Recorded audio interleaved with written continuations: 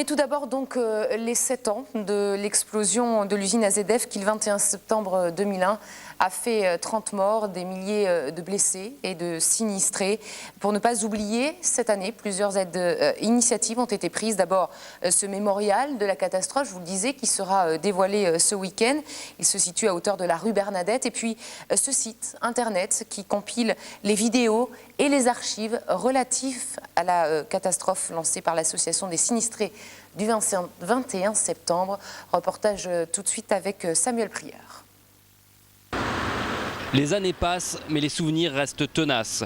Pour tous ceux qui ont vécu la catastrophe, tous les sinistrés, impossible d'oublier. Route de Seyss, près de la ligne de chemin de fer, un monument de 2,50 m de haut et composé de 10 tonnes de granit rend hommage aux victimes.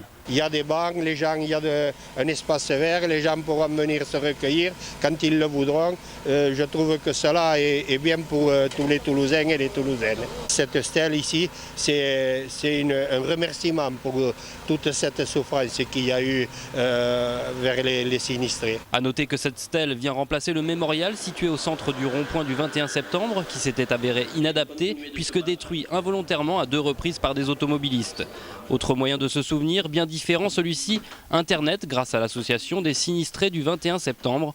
Le site azf-assautdessinistrés.org compile les vidéos et les archives relatives à la catastrophe. Aujourd'hui, clairement, le devoir de mémoire est devenu une priorité.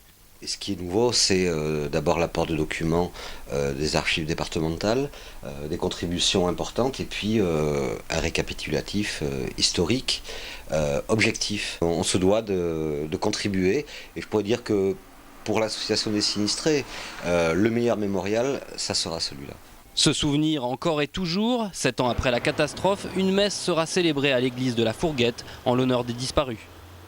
Et 7 ans après la catastrophe, toutes les associations se concentrent désormais sur le procès prévu le 23 février 2009. L'association des anciens salariés d'AZF attend de ce rendez-vous judiciaire que toutes les pistes soient prises en compte. Des anciens salariés qui ont du mal à croire à l'explication de l'accident interne, mais surtout aux raisons qui ont fait que cette thèse a été retenue dès les premiers jours. Je vous propose d'écouter Jacques Mignard, le président de l'association, au micro de Marlène Canal.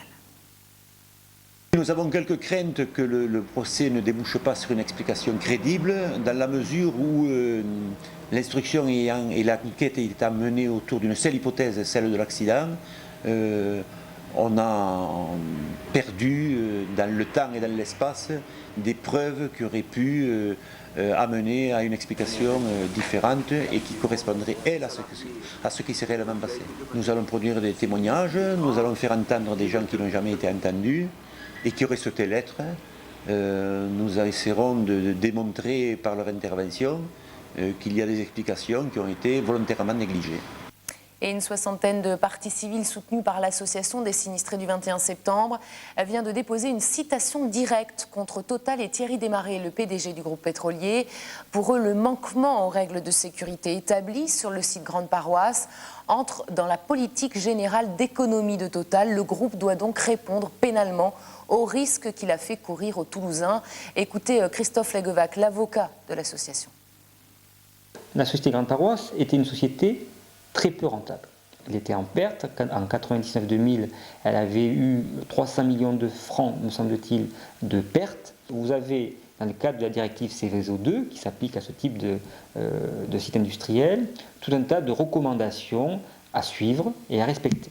Eh bien, on constate que la société Grande Paroisse ne respectait pas ces recommandations. Et ne les respectait pas parce qu'elle subissait, ou plutôt elle suivait, les instructions que lui imposait sa société mère qui était Total. C'est la raison pour laquelle nous avons demandé à ce que Total et M. Desmarest viennent s'expliquer devant la justice et, le cas échéant, si le tribunal nous suit, soient condamnés au même titre que Grande Paroisse, M. Biechelin. Voilà, et avant de refermer ce dossier, sachez que les commémorations de la catastrophe d'AZF auront lieu dimanche à 10 h au rond-point du 21 septembre et puis à 10 h 30 devant le mémorial que vous venez de voir dans le journal. Les salariés se rassembleront sur le site. Un vide-grenier est également organisé de 8 h à 17 h route d'Espagne. Les bénéfices seront partagés entre les associations de quartier victimes d'AZF. Enfin, retrouvez dimanche sur TLT un documentaire intitulé La cicatrice, réalisé en début d'année 2008 par Samuel Prieur et Panchika Delobel qui ont recueilli le témoignage de Toulousains qui ont vécu le drame du 21 septembre 2001. À ne pas manquer donc dimanche à 10h15 sur TLT.